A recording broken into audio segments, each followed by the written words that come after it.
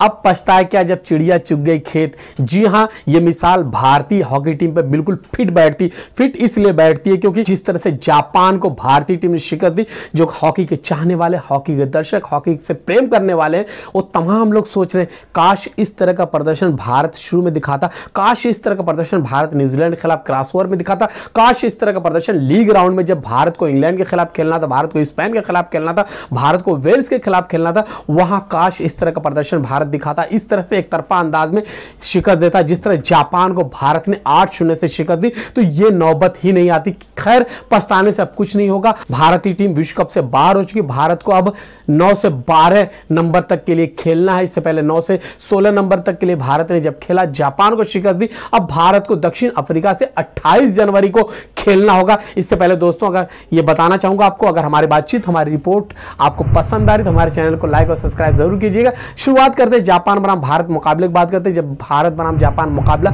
शुरू होता, किसी ने इस तरह से उम्मीद नहीं की थी कि भारत 8-0 से जीत जाएगा। जिस तरह भारत लड़खड़ाता रहा इस विश्व कप में, जिस तरह से न्यूजीलैंड से भारत को शिकस्त मिली, जिस तरह से इंग्लैंड के खिलाफ भारत ने बराबरी का मुकाबला किया, जिस तरह वेल्स जैसी कमजोर टीम के खिलाफ 4-2 से भारत को जीत मिली थी, अंदाजा इस तरह का नहीं था। लेकिन भारत आज जीता। क्यों जीता? भारत पूरी तरह से फ्री हैंड होकर खेला, पूरी तरह से आजाद होकर खेला। हालांकि शुरुआत के 2 क्वार्टर देखा जाए तो भारत ने वो हॉकी नहीं खेली जो अंतिम के 2 क्वार्टर में खेला। भारत ने शुरुआत में देखा गया कि मुकाबला कहीं ना कहीं नेट टू नेट बनाने की यहां पर कोशिश की जापान ने, लेकिन जैसे ही तीसरा क्वार्टर शुरू होता 32वें मिनट में भारत ने जब गोल किया तो वो गोल लगातार चलता रहा और 60वें मिनट तक भारत ने आते आते 8 गोल ठोक डाले। पहले गोल की बात करें, पहला गोल भारत ने 32वें मिनट में पेनाल्टी कॉर्नर पर गोल किया, तो वो गोल किसने किया था? मनदीप सिंह ने वो गोल किया था। उसके बाद से अगला ही गोल 36 मिनट में, 32 के बाद 4 मिनट बाद 36वें मिनट में भारत को एक और गोल मिल जाता। अभिषेक गोल करते हैं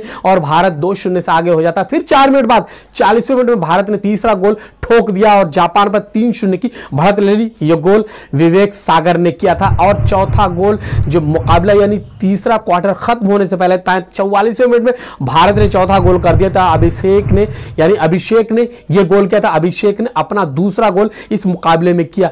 जब तीसरा क्वार्टर खत्म होता, चौथा क्वार्टर जब शुरू होता, चौथे क्वार्टर की शुरुआत में ही भारत को एक और गोल मिल जाती है। यानी चौथे क्वार्टर की शुरुआत में भारत 5-0 की लीड ले लेती है। हरमनप्रीत सिंह का गोल आता, 46वें मिनट में यह गोल आता। उसके बाद से भारत बनाम जापान एक बार फिर टक्कर शुरू हो जाती। 59वें मिनट में दोनों टीमें एक दूसरे पर चढ़ाई करती, एक दूसरे पर हमला करती। 59वें मिनट में भारत ने 2 गोल 1 by 1 कर दिए। 59वें मिनट में पहला गोल किसने किया था? मनप्रीत सिंह ने वो गोल किया था 59वें मिनट में। जबकि 59वें मिनट में ही भारत के हरमनप्रीत सिंह ने एक और गोल करके भारत को 7-0 की एक बड़ी लीड दिला दी। और 60वें मिनट यानी अंतिम मिनट में सुखजीत सिंह ने भारत की तरफ से 8वां गोल कर डाला, यानी जापान के ताबूत में अंतिम कील ठोक डाली और जापान को यहां 8-0 से शिकस्त का सामना करना पड़ा। और भारतीय टीम ने एक बड़ी जीत जरूर दर्ज की, लेकिन यह जीत 30 वाली जीत है। 30 इसलिए कह सकते हैं, काश ये जीत, जैसा मैंने शुरू कहा, ये पहले जीत मिली होती, इस तरह से भारतीय टीम खुलकर पहले से खेली होती,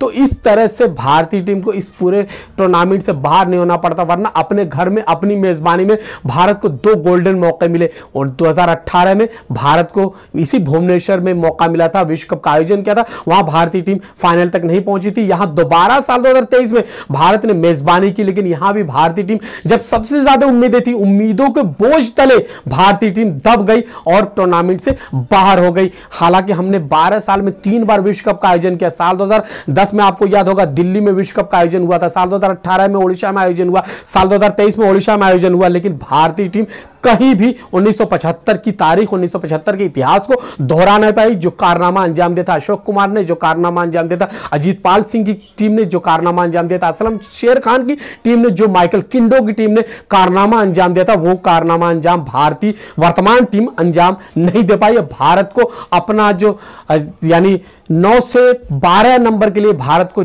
खेलना होगा दक्षिण अफ्रीका से। उस दक्षिण अफ्रीका से खेलना होगा। मलेशिया की टीम को 6-3 से शिकस्त दी। अब मलेशिया को शिकस्त देने के बाद दक्षिण अफ्रीका का मुकाबला भारत से होगा। अब देखना होगा यहां भारतीय टीम जीतकर 1986 में जो सबसे कम सबसे खराब प्रदर्शन किया था। 12वें नंबर पर भारतीय टीम थी 1986 में लंदन में जब विश्व कप हुआ था। उससे बेहतर प्रदर्शन कर पाएगी या नहीं, ये देखने वाली बात होगी। लेकिन जिस तरह से टीम प्रदर्शन कर रही है वो अपने बुरे प्रदर्शन से बेहतर जरूर करेगी भारतीय टीम। दोस्तों, बातचीत बहुत है लेकिन समय इजाजत नहीं दे रहा। फिलहाल मुझे शाहिद आजमी को यह कहते हुए अनुमति दीजिए कि भारतीय हॉकी टीम से जो उम्मीदें थी वो उम्मीदें इस विश्व कप में भी पूरी नहीं हो पाई।